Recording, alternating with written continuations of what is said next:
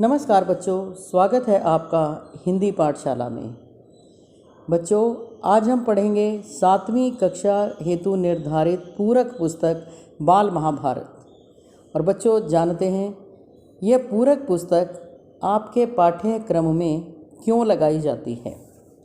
देखिए, पूरक शब्द का अर्थ होता है पूरा करने वाला अथवा किसी खाली स्थान को भरने वाला।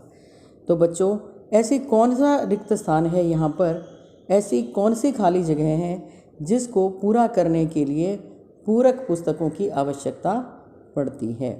तो बच्चों देखो, हमारे लिए हमारी संस्कृति, हमारा धर्म, इतिहास, वेद, पुराण, इनसे जुड़े रहना बहुत ज़रूरी है। ये हमारे जीवन की नींव है।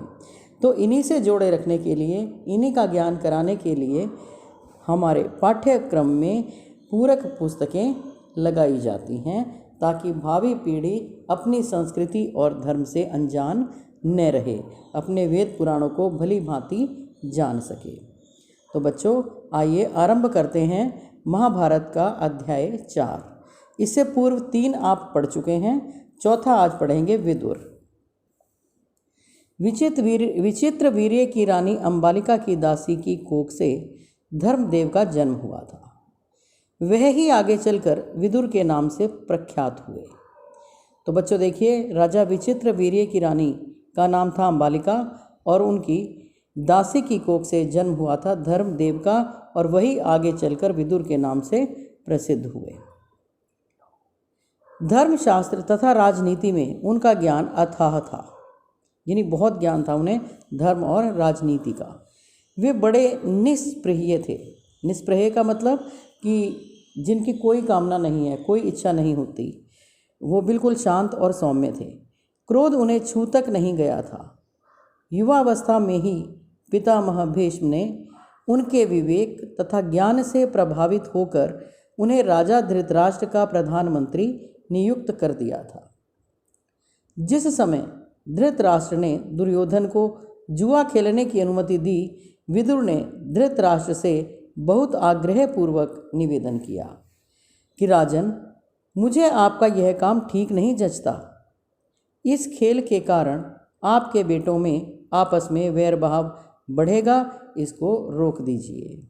तो देखिए, धृतराष्ट्र से विनयपूर्वक विदुर जी ने अनुरोध किया कि आप इस जुए के खेल को रोक दें, क्योंकि यह आपके परिवार के हित में नहीं है और इससे क्या होगा, आपके बेटों में आपस में वैर की भावना बढ़ेगी और इसे रोक देंगे तो अच्छा होगा। धृतराष्ट्र विदुर की बात से प्रभावित हुए और अपने बेटे दुर्योधन को अकेले में बुलाकर उसे इस कुचाल से रोकने का प्रयत्न किया। यानी धृतराष्ट्र ने विदुर की बात को माना। वे उसका सम्मान तो करते ही थे और वास्तव में बहुत ही महान व्यक्तित्व था उनका। तो उन्होंने उनकी बात को मानते हुए, उसका मान रखते हुए अपने बेटे को, दुर्योधन को अकेले में बुलाया और इस कुचाल से, इस बुरे खेल से रोकने का प्रयास किया।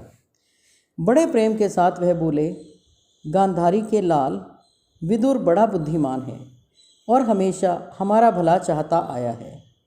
उसका कहना मानने में ही हमारी भलाई है।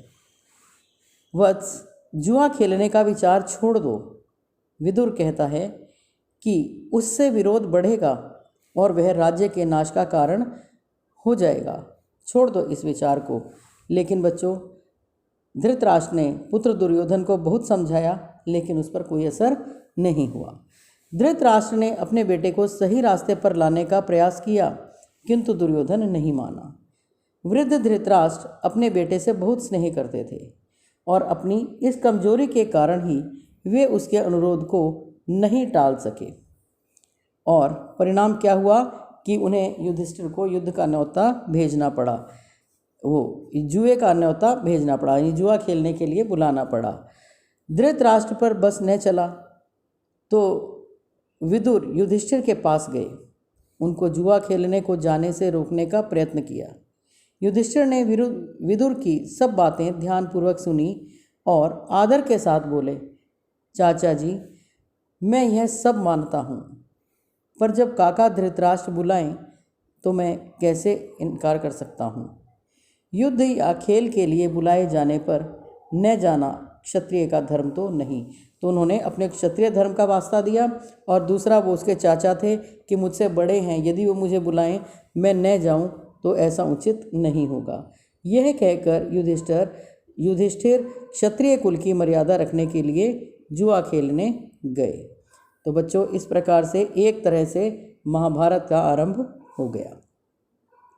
आइए जानते हैं कुंती के विषय में। यदुवंश के प्रसिद्ध राजा शूरसेन श्री कृष्ण के पितामह थे, और इनकी पृथा नाम की एक कन्या थी। उसके रूप और गुणों की कीर्ति दूर दूर तक फैली हुई थी। शूरसेन के फुफेरे भाई कुंती भोज के कोई संतान न थी।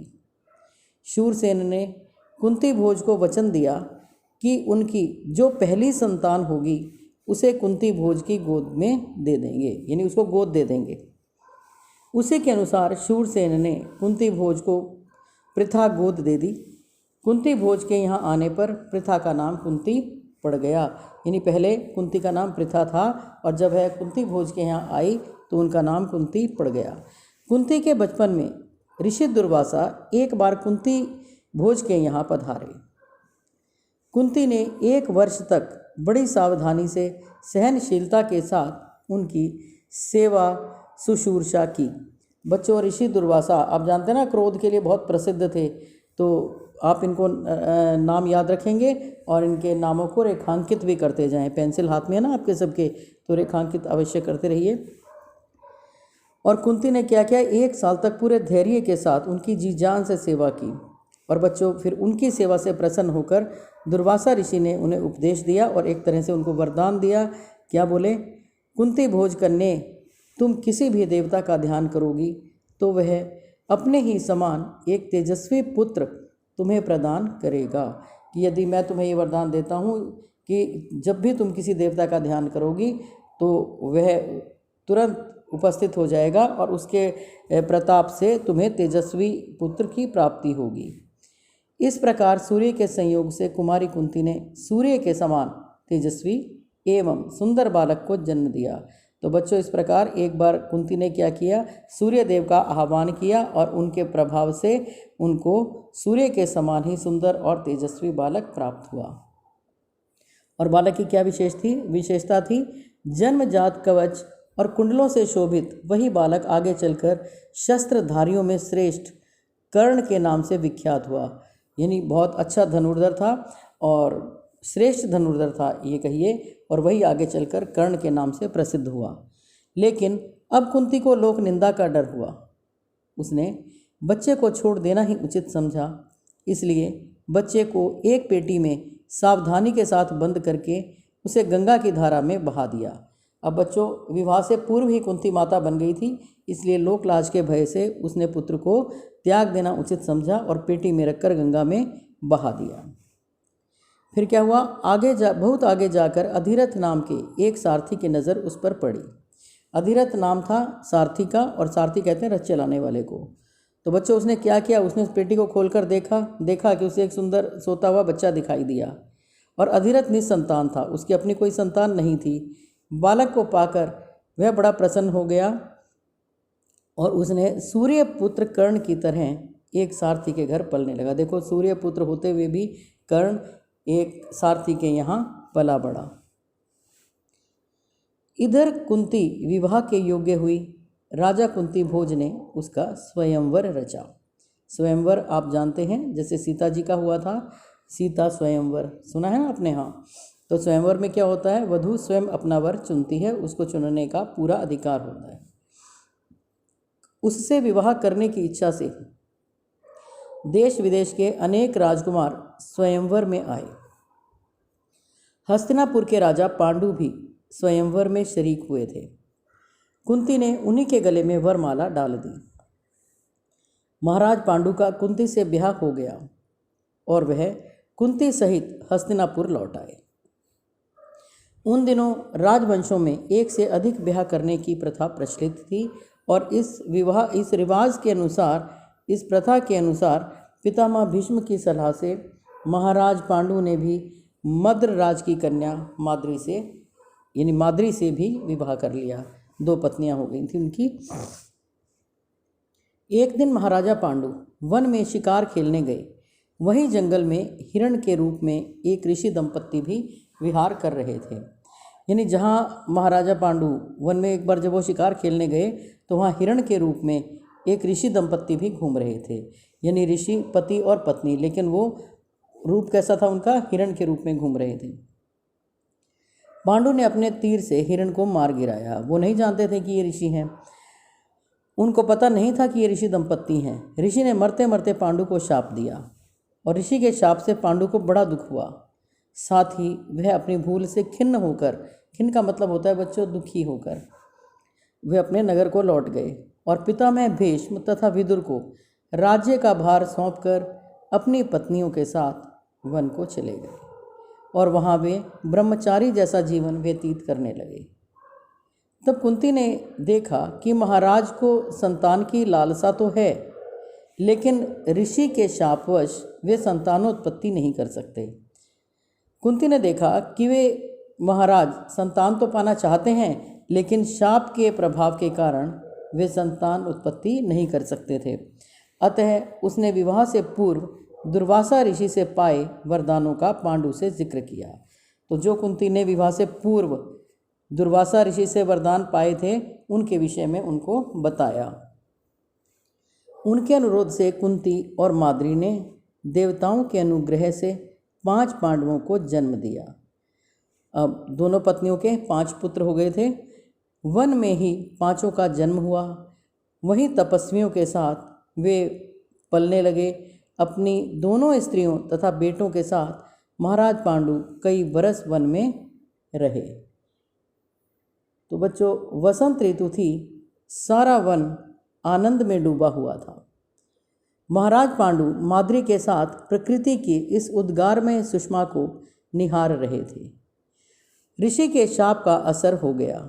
अब देखो, ऋषि ने तो श्राप दिया ही था उनको, वो बिल्कुल आनंद में मग्न थे, अपनी पत्नी के साथ बैठे थे, लेकिन जैसे ही ऋषि के शाप ने असर दिखाना शुरू किया, तत्काल उनकी मृत्यु हो गई। माद्री के दुख का पार न रहा। पति की मृत्यु का वह कारण बनी, यह सोचकर पांडु के साथ ही वह भी मर गई। इस दुर्घटना से कुंती और 5 पांडवों के शोक की सीमा न रही, पर वन के ऋषि मुनियों ने बहुत समझा बुझाकर उनको शांत किया और उन्हें हस्तिनापुर ले जाकर पितामह भीष्म के सुपुर्द कर दिया। युधिष्ठिर की उम्र उस समय 16 वर्ष थी। कितनी थी? 16 वर्ष, याद रखेंगे।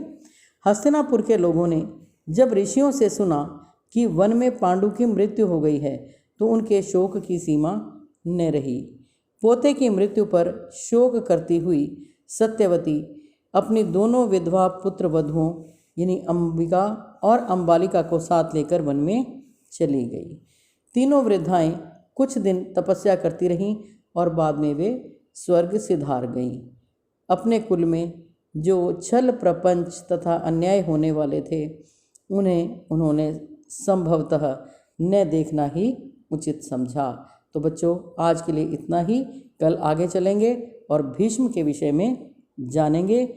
तब तक के लिए धन्यवाद।